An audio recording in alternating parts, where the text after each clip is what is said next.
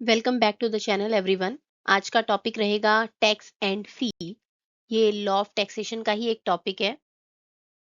देखिए, अगर हम concept of tax and fee की बात करते हैं तो हम इसके अंतर को देखना चाहेंगे, क्योंकि हमें ये पता है कि ये दोनों ही पैसा, टैक्स भी और फीस भी, दोनों ही हम गवर्नमेंट को पे करते हैं, ठीक है।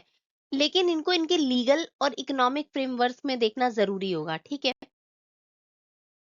सबसे पहले अगर हम बात करते हैं टैक्स की, तो टैक्स क्या होता है? टैक्स एक कंपलसरी पेमेंट है। टैक्स क्या है? एक कंपलसरी पेमेंट है जो हम पब्लिक अथॉरिटी को करते हैं, ठीक है। किस लिए? पब्लिक वेलफेयर के लिए, ठीक है।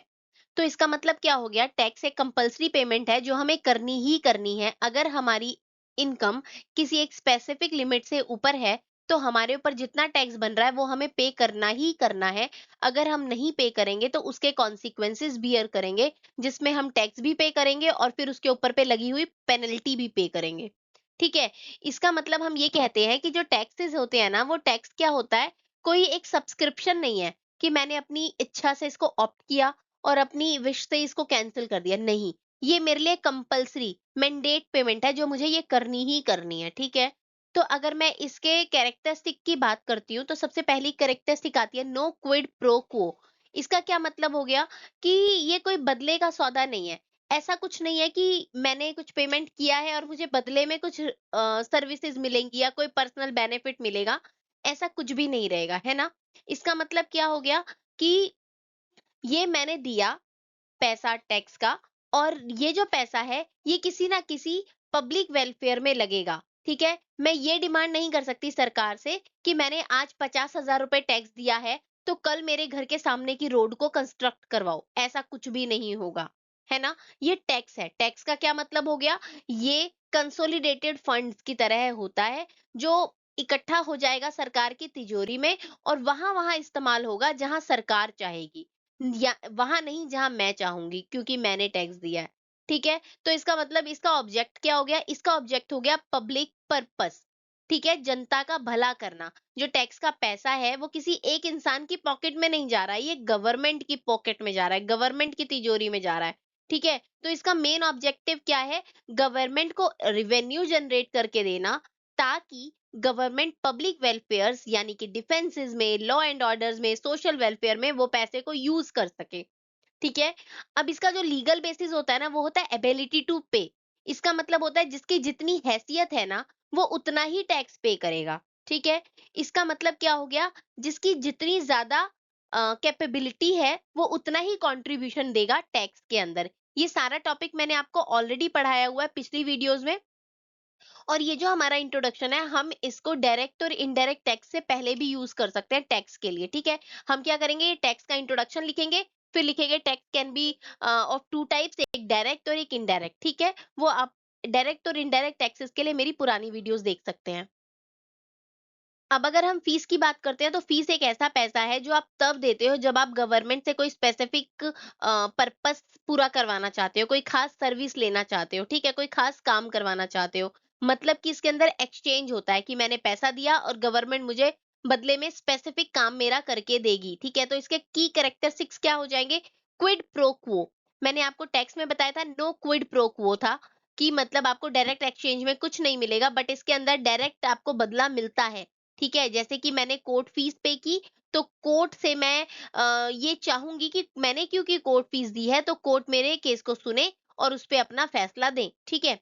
इसके बाद हम अगर ऑब्जेक्ट की बात करते हैं, तो फीस जो लेने का मकसद रेवेन्यू इकट्ठा करना नहीं है, ठीक है, बल्कि एक ऐसी सर्विसेज को देना है जो आप जिसके लिए आपने फीस पे की है, ठीक है। और उस सर्विस को पूरा करने के लिए लगने वाला सारा खर्चा उसी फीस से निकलता है, ठीक है।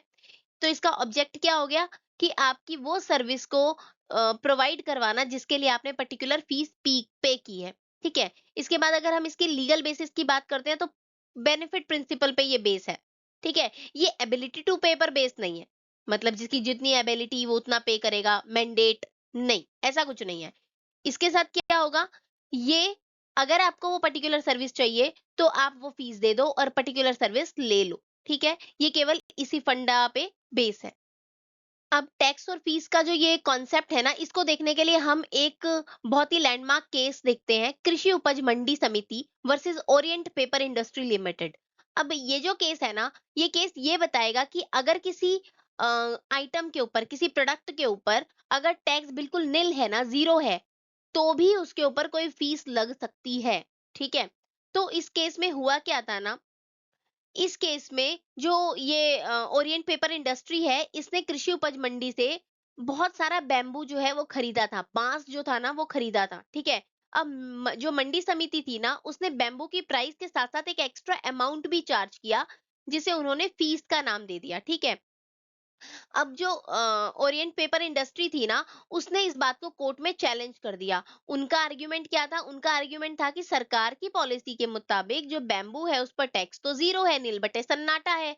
तो मंडी समिति हमसे ये एक्स्ट्रा पैसा क्यों ले रही है? ये क्या चीज है एक्स्ट्रा पैसा में? इसका मतलब ये हमसे धोखा कर रही है, ठीक है। अब कोर्ट की रूलिंग क्या आई? सुप्रीम कोर्ट ने इसमें जजमेंट दी थी और ये कहा था कि जो फीस और टैक्स का जो मामला है ना, बहुत ही गहरा है, ठीक है। कोर्ट ने कहा कि जो कृषि उपज मंडी समिति है ना, उसने जो पैसा लिया है वो टैक्स नहीं है, बल्कि वो फीस है, ठीक है। और उसके लिए उन्होंने आपको एक स्पेसिफिक सर्विस दी है। वो स्पेसिफिक सर्विस क्या है? कि वो जो इंडस्ट्री है ना, वो अलग अलग किसानों से इतनी बड़ी क्वांटिटी में बैम्बू इकट्ठा करती है और फिर उसे आप जैसी इंडस्ट्रियों को पहुंचाती है। तो ये एक स्पेसिफिक सर्विस है, ठीक है। इसमें क्या होता है, quid pro quo, quid pro quo लग गया, ठीक है। क्योंकि जो कृषि उपज मंडी समिति थी ना, उसने सर्विस दी थी और आपने उसको क्यों ऑप्ट किया? आप तो जाकर के किसानों से भी ले सकते थे, बट आपने उस समिति को किया ऑप्ट, ताकि आपको भी आसान हो, है ना, बैम्बू को इकट्ठा करना। तो उन्होंने तो ऑलरेडी बैम्बू को इकट्ठा करने में मेहनत की है और फिर आपको वो मेहनत का ही आपको रिजल्ट उन्होंने दे दिया, तो वो कुछ तो सर्विस का पैसा लेंगे आपसे। तो ये वही पैसा था। इसका मतलब क्या है कि केवल नाम से कि उसको टैक्स है या उसको फीस है, नाम दे देने से कुछ फर्क नहीं पड़ता। उसके पीछे का ऑब्जेक्टिव, उसके पीछे का पर्पस देखना ज़रूरी है, जो भी पैसा लिया जा रहा है, ठीक है? अब ये चेक करने के लिए कोई चीज़ टैक्स है या फी है, तो इसके लिए कुछ प्रिंसिपल्स दिए गए हैं। वो प्रिंसिपल्स क्या हैं? Constitutional authority. अब जो हमारा शेड्यूल 7 ऑफ कॉन्स्टिट्यूशन है ना, उसमें 3 लिस्ट दी गई हैं, यूनियन, स्टेट और कॉन्करेंट लिस्ट, ठीक है? और टैक्स लगाने की पावर भी ना अलग एंट्रीज में दी गई है और फीस इंपोज करने की पावर अलग एंट्रीज में दी गई है। तो वहां से हमें पता लग जाएगा कि क्या चीज टैक्स है और क्या चीज फीस है, ठीक है। अगर अथॉरिटी किसी ऐसी चीज पर फीस लगाती है जो उसके लिस्ट में आती ही नहीं है, तो वो अनकॉन्स्टिट्यूशनल फीस मानी जाएगी, ठीक है। इसका मतलब हो, अब नेक्स्ट आ गया पब्लिक वर्सेस इंडिविजुअल इंटरेस्ट। तो जो टैक्स है ना, ये जनरल पब्लिक के इंटरेस्ट के लिए लिया जाता है। इसका फायदा ना पूरे देश को होता है ना, क्योंकि ये तो पब्लिक वेलफेयर के लिए काम करता है। नेशनल सिक्योरिटी जो है, वो नेशनल सिक्योरिटी पूरे देश के लिए है, ठीक है।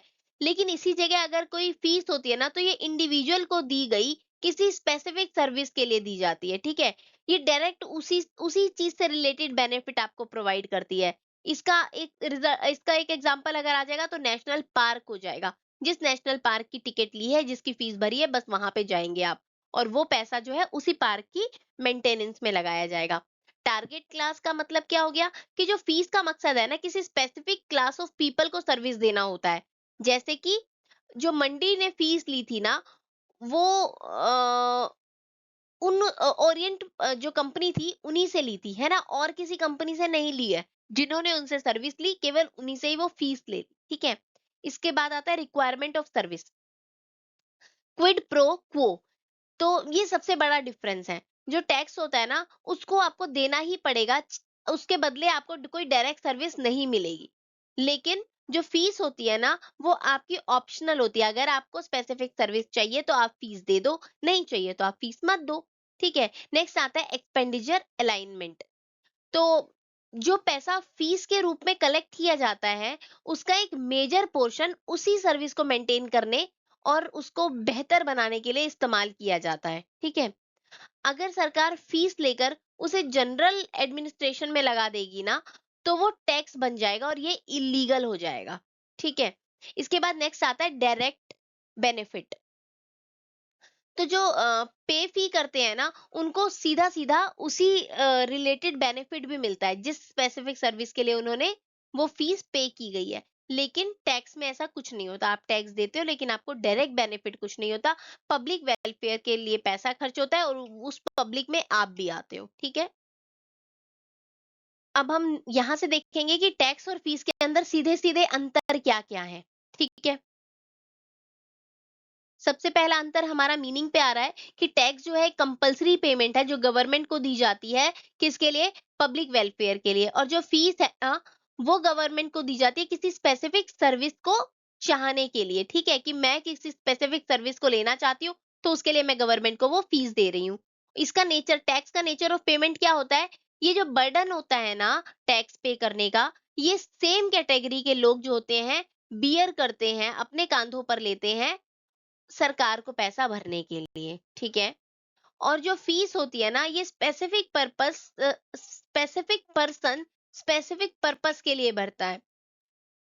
टैक्स में कोई हमें डायरेक्ट बेनिफिट्स नहीं मिलते हैं, ठीक है? ये पब्लिक वेलफेयर में पैसा यूज़ होगा और मैं भी एज़ अ पब्लिक उसका फ़ायदा उठा रही होंगी। और जो फीस होता है ना, इसके अंदर डायरेक्ट बेनिफिट प्रेज़ेंट होता है। अगर मैंने नेशनल पार्क की टिकट ली है, तो मैं नेशनल पार्क में आराम से घूमने जा सकती हूँ, ठीक है? अब जो टैक्स होता है ना, इसका बेसिस ऑफ जो पेमेंट होता है, ये इनकम अर्न करना होता है, ठीक है? और किसके ऊपर लगता है? जो आप इनकम कमा रहे हो, उसके ऊपर ये टैक्स लगता है। और ये जो आप टैक्स भरते हो, ये गवर्नमेंट के लिए एज़ अ इनकम या रेवेन्यू की तरह काम करता है, ठीक है? और अगर हम फीस की बात करते हैं, तो जो फीस होती है ना, ये एक ऐसा कॉस्ट होता है जो स्पेसिफिक सर्विसेज के लिए पे किया जाता है। टैक्स के पैसे का जो यूटिलाइजेशन होता है, ये जनरल पब्लिक के फायदे के लिए किया जाता है। ये कंसोलिडेटेड फंड होता है जो हम सरकार की तिजोरी में देखते हैं कि हाँ, वहां पे इकट्ठा हो रहा है। और utilisation of funds of fees का क्या होता है कि वो स्पेसिफिक सर्विस प्रोवाइड कराने में और उस सर्विसेज को बेहतर बनाने में इस्तेमाल होता है। टैक्स जो होता है कंपल्सरी पेमेंट होता है। आप अगर एक लिमिट से ऊपर आ रहे हैं इनकम में, तो आपको अपनी इनकम पे वो टैक्स देना ही देना है। और जबकि फीस क्या है? फीस एक ऑप्शनल सर्विस है, एक आपकी मर्जी पे, अगर आप कोई सर्विस लेना चाहते हैं तो वहां पे आप उसको फीस पे करके वो सर्विस ले सकते हैं, ठीक है?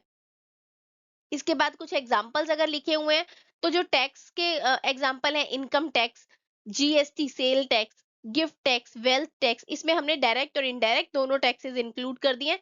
और अगर हम फीस की बात करते हैं, तो स्टैम्प ड्यूटी हो गया, ड्राइविंग लाइसेंस फीस हो गया, कोर्ट फीस हो गया, पासपोर्ट फीस हो गया। तो इस तरीके की कुछ फीस है। Thanks for watching.